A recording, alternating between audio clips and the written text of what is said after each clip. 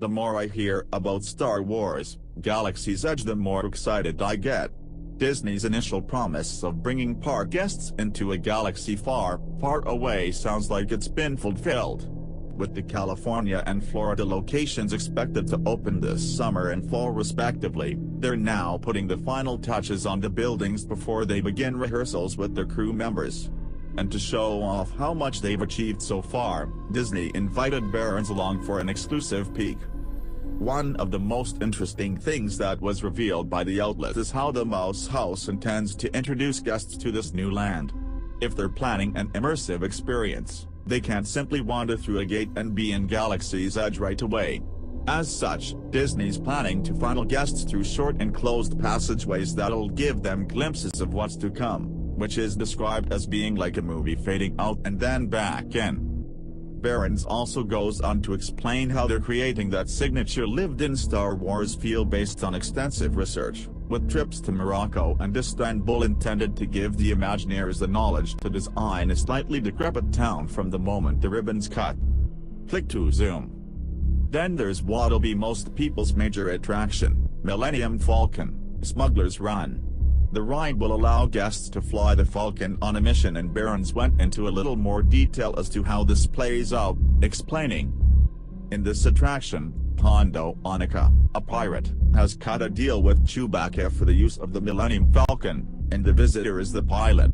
The attraction entrance will be subtly marked, so as not to disrupt the look of the land. The ship interior will be familiar to even casual fans of the films, down to the 3D chessboard where Chewie lost his temper during a match with R2-D2.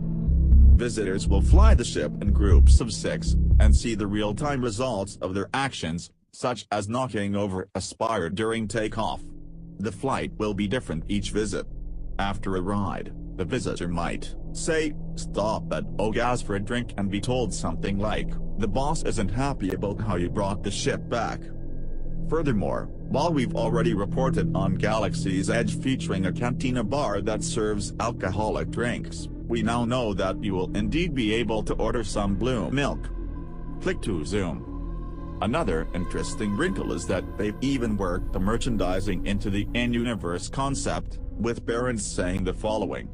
One possibility is that Star Wars merchandise and shops will come in unique packaging that downplays the logos.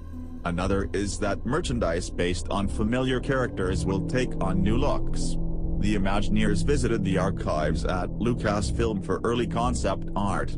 As a hypothetical example, an artisan figure of a familiar character might look slightly off, with the backstory being that residents of Batuu have never seen that character, so they don't know exactly what the figure should look like.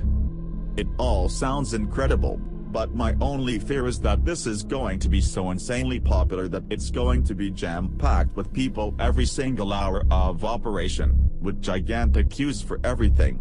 If there's one thing guaranteed to kill an immersive experience, it's frustrated Disney guests. Still, I can't wait to check out Star Wars: Galaxy's Edge for myself.